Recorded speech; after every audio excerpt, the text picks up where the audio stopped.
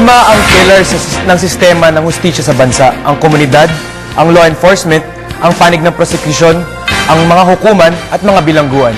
Sa pagkakataong ito, mga kapanayam natin ang pinuno ng isa sa mga pillars o sandigang iyan, si Philippine National Police Chief Nicanor Bartolome, para humingi ng ilang inputs mula sa kanya.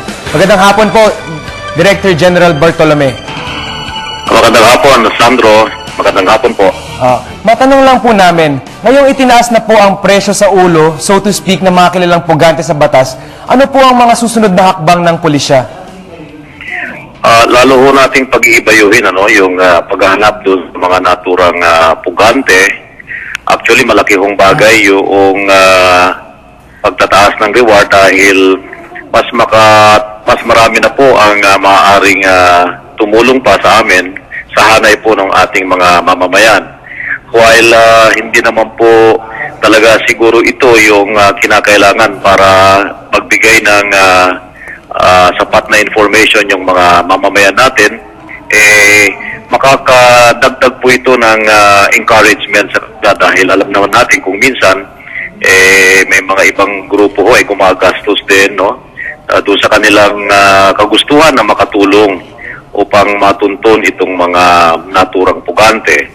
Kaya lalo pong mapapalakas natin yung kampanya laban doon sa mga naturang pinaghahanap pa ng ating batas. Ano po ang consequences, kung meron man, sa mga pugante na hindi naman po kabilang sa mga tinatawag na high-profile cases? Alam mo, Sandro, hindi kasi pwede lahat mabigyan ng mga patong sa ulo ng mga reward system. Merong mga dapat lamang na mapili dahil matataas yung antas ng kanilang kinasasangkutan ng mga kaso at malaki ang epekto nito doon sa pangkahalatang kampanya natin para sa peace and order. Kaya nga hindi pa rin naman dapat na huminto tayo doon sa paghahanap pa sa iba. In fact, pati po yung mga kababayan natin na nagnanais din na tumulong upang matunton yung mga iba na hindi kasama doon sa mga nabigyan ng patong sa ulo, ay in-encourage po natin na hindi lamang doon sila mag-concentrate doon sa mga may patong, kung hindi sa lahat na rin po na merong violation sa batas at patuloy pong pinaghahanap. Ano po ba mga karaniwang nagiging problema sa pagtutugi sa mga puganting ito? Alam mo, matataas ang level ng mga ito, Sandro. Meron silang siyempre, mga kaibigan na maaaring tumulong sa kanila upang makapagtago rin. Meron silang mga karanasan.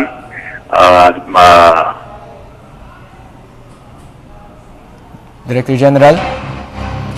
Naputol po ang linya ng telepono. Babalikan po natin si Director General pag after ng mga technical difficulties. Samantala, balik na sa National Bilibid Prison sa Muntinlupa ang road rage killer na si Rolito Go. Si Go ay tinurn over ng Philippine National Police matapos na isailalim sa investigasyon. Ito ay matapos na mapaulat na nawawala mula sa kanyang detention cell. Iginiit ni Go na dinukot siya at ang kanyang pamangkin na nurse na si Clemence Yu. Ayon kay Go, galing sila ni Yu sa ina ng Awa Church at nang pabalik na sa minimum security compound ay hinarang sila ng 4 na kidnappers na umano'y nagpanggap na NBI agents. Humingi umano ng ransom ang mga kidnappers pero pinakawalan din si Go nitong Miyerkules. Makakapanayam po namin muli si Director General Bartolome. Director General? Yes, Sandro. Ano na nga yung saan mo tayo nahinto kanina, naputol? Opo, matatanong ko lang po, kayo po ay naging bahagi din sa paghahanap sa sinasabing nadukot na si Rolito Go. Kung ang pulisya naman ay pangalawa sa 5 pillars pero umabot na sa correctional institution ang kaso ng katulad ng kay Go, tama bang sabihin na bumabalik na naman po sa inyo, sa law enforcement, ang tungkulin ng paghahanap sa mga convicted person katulad po ni Rolito Go? Sandro, kasi si Rolito Go na kinoconsider na isang preso na nakatakas sa detention facility na kinakailangan pa rin ma-account ulit, mahuli, kasama rin yun doon sa ating trabaho. Although nasa correctional na nga sila, pero gayon pa man dahil siya nga ay nakalabas doon doon sa kanyang kulungan, may mandato pa rin ng PNP na hanapin ito. Lalo pa nung lumabas yung information na siya nga ay kinidnap ng mga pinaghihinalaang tao, lalo pang nagkaroon ng karagdagang mandato pa rin yung pulis upang tugisin, hindi lamang siya, kung hindi pati na rin yung mga nagdala sa kanya o tumangay sa kanya, Sando. Huling katanungan na lang po, Director General. Ano pong mga reforma ang naiisip ninyo para makatulong sa pagpapatupad ng inyong mandate bilang law enforcers? Alam mo, Sandro, yung trabaho ng pulis talaga malawak ito Malawak ito. Subalit, isa sa mga dapat na bigyang pansin ay yung kanyang kakayahan upang ipatupad yung kanyang trabaho. Ito ay through yung kanyang mga gamit, yung mga resources, equipment, and then pati yung kanyang moral na apektuhan din sa pagtugon sa kanyang tungkulin. Kaya ito lahat ibinibigay naman ito ng ating pamahalaan ngayon. Nagbibigay ang ating Pangulo ng karagdagang pondo upang mabili natin yung mga gamit, mga baril, motorsiklo, mga sasakyan.